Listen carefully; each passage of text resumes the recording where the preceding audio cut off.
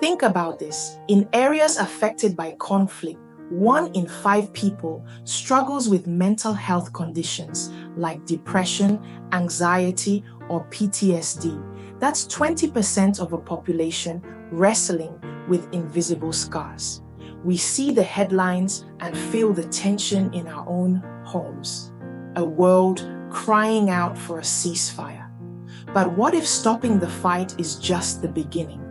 What if there's a path beyond the mere absence of conflict toward genuine and lasting wholeness? We're all tired, aren't we?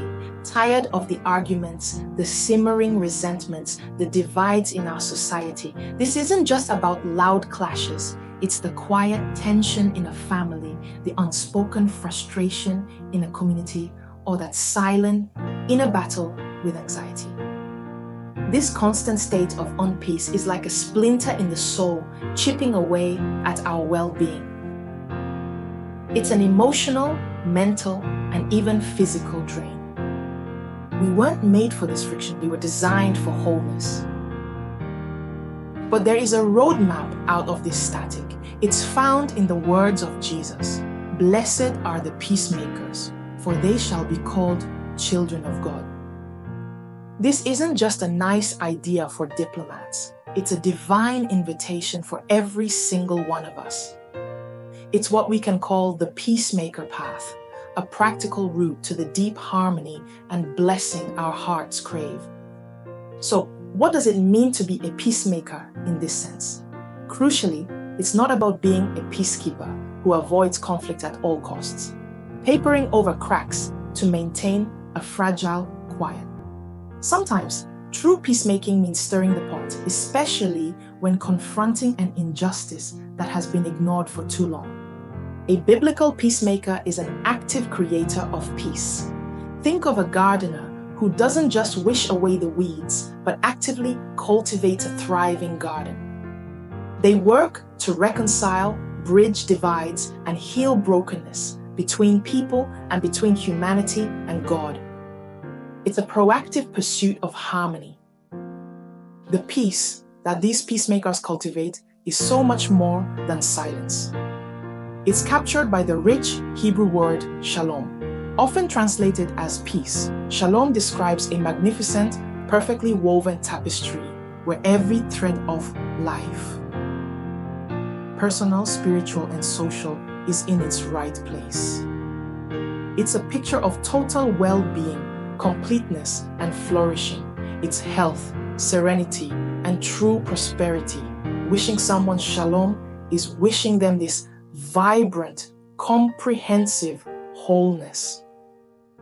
This is the goal of the peacemaker path, restoring things to their intended beauty. Choosing this peacemaker path is a radical act. Our world often pulls us toward aggression, competition, and being the loudest voice in the room.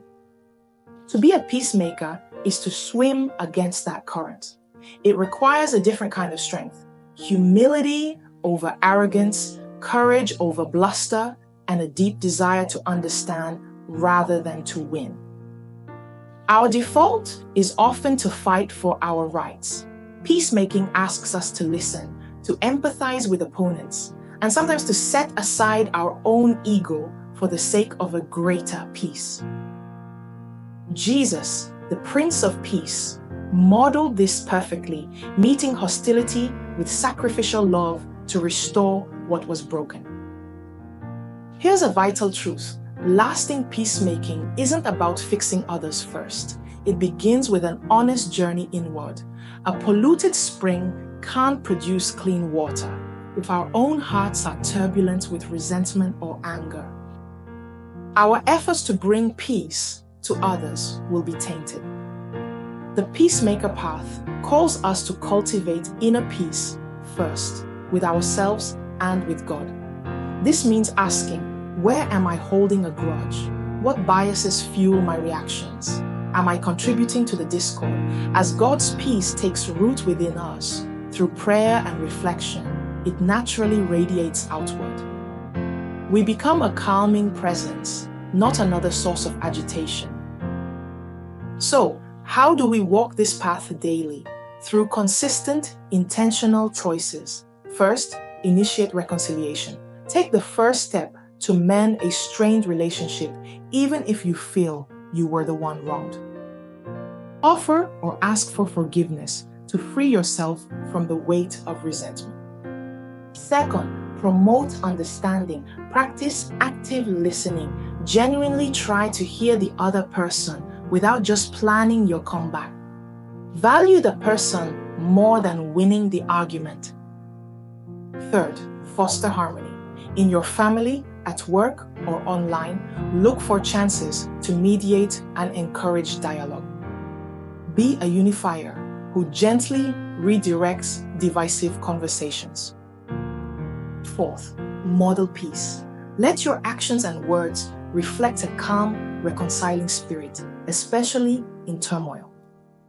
When chaos erupts, be a non-anxious presence that offers hope. This path offers more than a to-do list. It reveals our true identity with a promise. They shall be called children of God. What does this mean? In Scripture, being called something means you embody its very nature. When we actively make peace, we reflect the character of God, the ultimate peacemaker. It's a family resemblance. Our actions show we belong to God. This isn't about earning our place, but about living out the transformed nature of one who is already in the family. The world, weary of strife, sees something divine in those who genuinely build bridges of peace. Let's pause. Where is peace missing in your life right now? Is it an internal struggle, a difficult relationship, a community issue?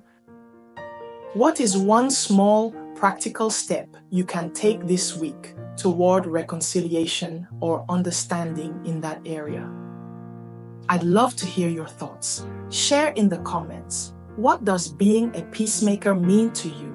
Your insights could be an encouragement to someone else. And if this message resonates, please like this video and subscribe.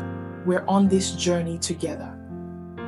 The call to be a peacemaker is far beyond just wanting no more fighting. It is an invitation to join God's work of restoration. It's a blueprint for cultivating divine harmony, not just around us, but deep within us. This is the path to Shalom, where every part of our lives can flourish as intended. This journey demands courage and humility, but the promise is immense: a deeper connection with God, the incredible identity of being His child, and the satisfaction of helping heal a world desperate for wholeness. May we all find the courage to step onto the peacemaker path. Thank you for watching.